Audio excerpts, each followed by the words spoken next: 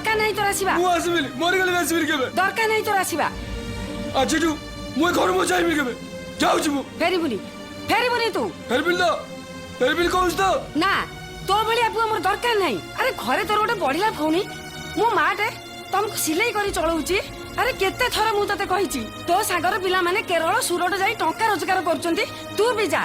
ହେଲେ ମୋ କଥା ତ ଶୁଣିଲୁନି ଏଠି ବାତରା ଟୋକା ସାଙ୍ଗରେ ଢଙ୍ଗ ଢଙ୍ଗ ହେଇ ବୁଲୁଛୁ ତୁ କଣ କହୁଛୁ ହଁ ତୁ କଣ କହୁଛୁ ମୁଁ ସୁରଟ ଯାଇକି ରୋଗ ଆଣି ଆସିବି ହଁ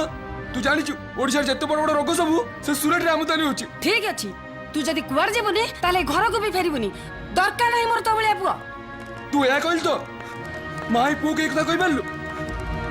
ଏତେ ଲୋକ ଆଗରେ ମତେ ବେଜିତ କଲୁ ତୁ ମା ନୁହ ତୁ ଗୋଟେ ଡାହାଣୀ ସମସ୍ତେ କହନ୍ତି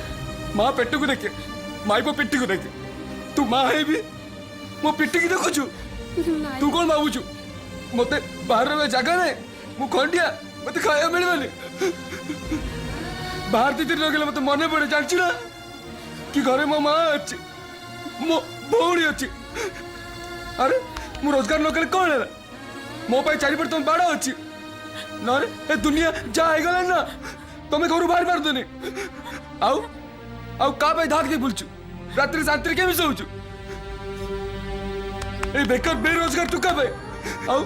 ତୁ ଆଜି ଯେମିତି କଥାବାର୍ତ୍ତା କରୁଛୁ ନା ମତେ ଲାଗୁଛି ମୁଁ ମଣିଷ ନୁହଁ ମୁଁ ଗୋଟେ ବାରବୁଲା କୁକୁର ମୁଁ ସେମିତି କହନ୍ତିନି ରେ ଯଦି ଗୋଟେ ପଢିଲା ଝିଅ ମୋ ବେକରେ ଫାସ ହୋଇ ଝୁଲୁ ନଥାନ୍ତା ଆଜି ମୁଁ ଗୋଟେ ମା ବୁଢୀଟେ ଆଜି ଗୋଡ ହାତ ଦିଟା ଚଳୁଛି ବୋଲି ଚିରା ପଟା ସିଲେଇ କରି ତମ ମାନଙ୍କୁ ମୁଁ ପୋଷୁଛି ଆଉ କାଲି ତତେ କିଏ ପୋଷିବ ରେ ତୁ କେମିତି ବଞ୍ଚିବୁ